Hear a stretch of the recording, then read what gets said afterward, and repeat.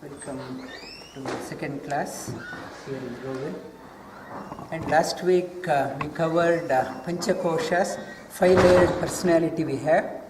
And it's a yoga. Yoga is the foundation scripture is Bhagawat Gita. Those who are serious about yoga, they can't afford to bypass Bhagawat Gita. They got to enter through the Bhagavad Gita. Even the Patanjali Yoga Sutra, some of the sutras, I will cover that one, that he talks about, he draws it from Bhagavad Gita. That whatever Patanjali Yoga Sutra, it draws from Bhagavad Gita. Bhagavad Gita is a psychology, it's a sad is a modern day psychiatrist or psychologist. They don't refer to Bhagavad Gita. This psychiatrist, they treat that if you give a pill, subdue the mind, that will cure. But Bhagavad Gita, Sri Krishna is a great psychologist. It's a Manashastra. And it says, Manayeva Manushyanam Karanam Bandha Mokshayoho. Our mind, that if I have problem with my hand, I can go to a doctor. If I have problem with my finance, I can go to a financial controller. Or some insurance broker I can go. But mind is within me. Nobody can help me. That I myself have to deal with my own mind. Mind is my closest friend. Mind is my enemy also. And they say that it is like a key. That with the key you can lock. The same key can be used for locking or unlocking. And mind, by training the mind, you can use that one as a friend and use it for your uplifting. Or if you are negative mind always complaining, mind thinks everyone is at fault, I am the perfect, that mind, it's a bondage mind. Mind is it's a locks ourselves. And Sri Krishna says, Uddare Ratmanatmanam Atmanam Avasadet. You have to lift yourself. Nobody can raise yourself. You have to raise yourself by your own effort. Nobody, others can inspire you, but ultimately it is your own. You have to do it yourself.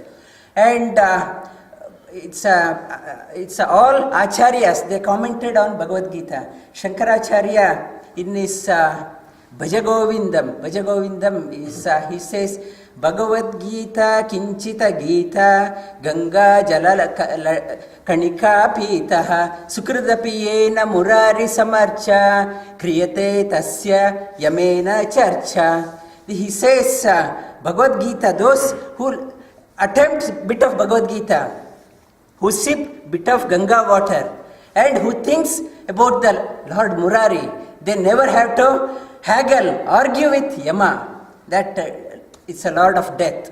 That it's a great emancipation, that Bhagavad Gita, Bhagavad Gita, Kinchida Gita, not complete, that at least a bit.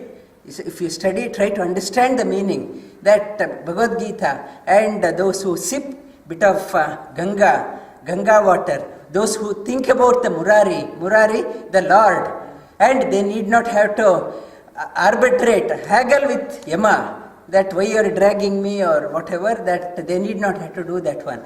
And Bhagavad Gita has 700 shlokas. 700 is called as Saptashati Shloki. 700 shloka mantra, that it has it's a mantra. It's about most of it. It's around 541 shlokas. I think around close to that one is told by Sri Krishna, and around 70 by Arjuna, and few by Dhritarashtra by one, and Sanjaya few. It covers about, it's 18 chapters. 18 chapters is divided into 4 sections: Karma Yoga, Bhakti Yoga, Jnana Yoga, and Raja Yoga. And any text if you read, there is an underlining theme, that underlining current goes through any text. Bhagavad Gita, underlining current is it's a different interpreters, they say differently, but according to me, that underlining current is the bhakti. That it's a again and again it talks about bhakti. And in the 11th chapter, in the 9th chapter is 9th and 18th chapter. 9th is the middle chapter and the last chapter is one shloka almost repeats. Manmana manamad bhakto madhya jimam namaskuru. Surrender to me, be devoted to me, it's a manmana bhavamad bhakto, be my devotee. It says that one again and again. And in the 11th chapter, when Arjuna had a cosmic vision of the Lord, that Sri Krishna says that you are it's a fortunate, this type of vision, divine vision, it cannot be acquired through, it's a tapas, with the severe austerities or giving the charities or studying the Vedas. You can't acquire this one. Bhaktya stvananyaya shakya ahamevam vidorjuna jnatum drashtum cha tatvena. It's a bhaktya stvananyaya. No other means apart from bhakti. Only you can enter into, you can have this vision. And bhakti means it's a love. Bhakti means devotion. Without love, we can't acquire the knowledge. If I want to read some book, or if I am regarding somebody with greatness, that I got to learn about those people. Or if I know the greatness of that person, then love comes. They say love is of different types. One is if you are everyone knows how to love. When we love our children, it is called as vatsalya. When we love the same equal age, it is called as sneha. Sneha is of the same age. If I am loving somebody higher, noble, it's called as prema. It's a same love. Behind that one, our intention, it is called different names. It's vatsalya, sneha, and prema. Prema is a devotion. Devotion, without devotion, that we can't learn that anything. Knowledge won't come to us. If I am not interested in that one, they say interest and attention go together. If I have no interest, that I may be attending yoga classes for many terms, but still no interest, that I won't learn anything. But if I am interested, that whatever that small things, it becomes a knowledge and it gives us the wisdom. Is the bhakti. Bhakti means developing an interest. When we develop the interest, we want to know more about that one. Curiosity comes. When we start reading that one, when we start getting the knowledge, and devotion further increases. It's a knowledge and devotion. Bhakti and jnana. They say they are like two wings of a bird. It's bhakti and jnana, knowledge and devotion, like two wings of the bird, takes us to the great heights in our sadhana, bhakti and jnana. And it's Arjuna in the 12th chapter, after 11th chapter, after the vision, he asked that question to Sri Krishna. It's a bhakti that is it better to be devoted to the Supreme, that they say there is a prosperity and austerity, two things. That in the West, most of us, we have come here for the prosperity.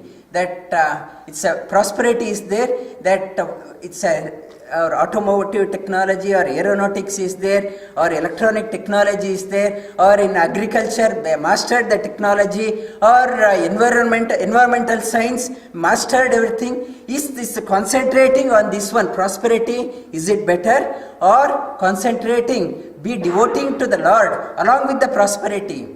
We have to do both. Is the attention dedicating ourselves only on the prakriti, that only on the it's a great things, but keeps on changing. It's anitya. Things are changing. Things whatever which it is constantly changing. Is it better to concentrate on that one, or what is permanent? Should I concentrate on that one? His question was that one.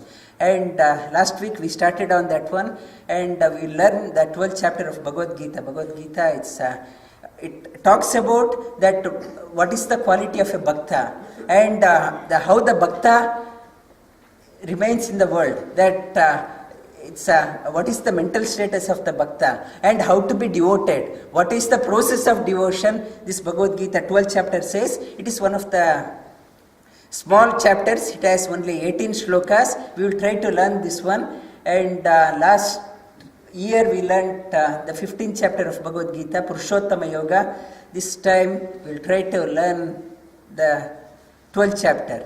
And I asked those who remember that I asked you to bring Bhagavad Gita book, and otherwise next week you bring that one. Arjuna Vacha Evam Satata Yuktaye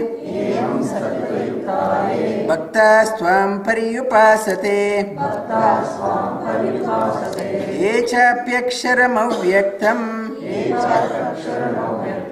Tesham Ke Yoga Vittamaha Shri Bhagavan Vacha Maya Veshamano Yemam Nitya Yukta Upasate Shraddhaya Parayopeta Teme Yukta Tamamataha Etvaksharamanirdeshyam Avyaktam Pariyupasate Sarvatra Gamachintyancha Kutastam Achalam Dhruvam Sanniyamindriya Gramam Sarvatra Samabuddhayaha Te prapnuvanti mameva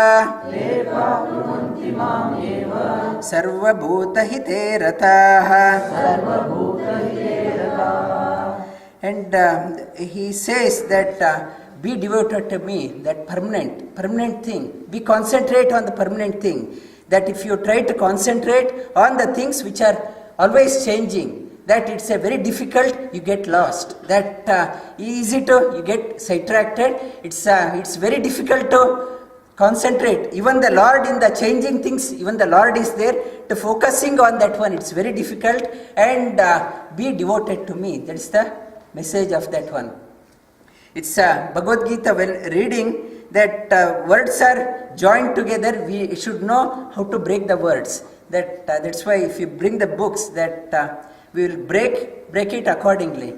There is a joke, like one person was commenting on Bhagavad Gita that he did not know how to break the book, break the words.